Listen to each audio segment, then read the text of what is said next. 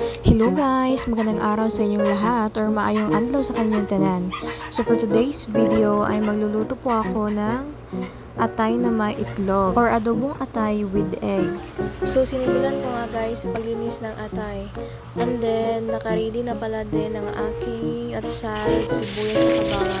At ilagay po yan lahat guys and minukos-mekos ko lang yan. And then, inihiwalay ko po yung balon-balon tsaka yung atay kasi matigas po yung balonan, hindi ko alam kung anong tama.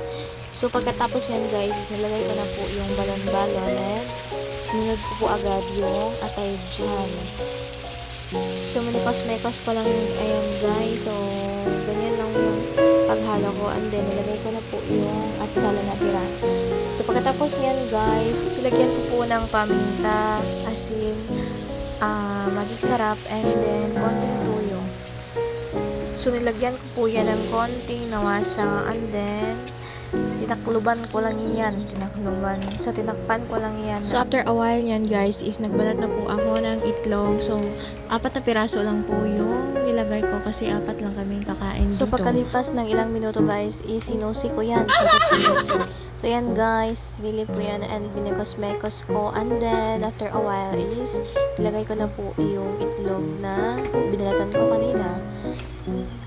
So ayun lang guys, ulit-ulit yung process dyan and binekos-mekos ko lang yan hanggang sa malagyan ng sauce yung egg.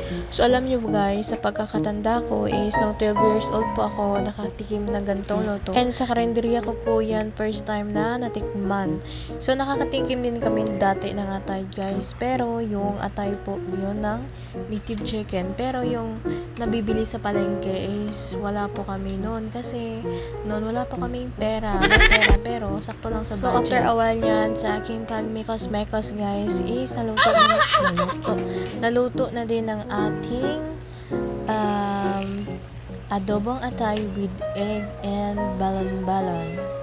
So, yan ang kanyang final look. Parang Miss Universe. So, yan na guys.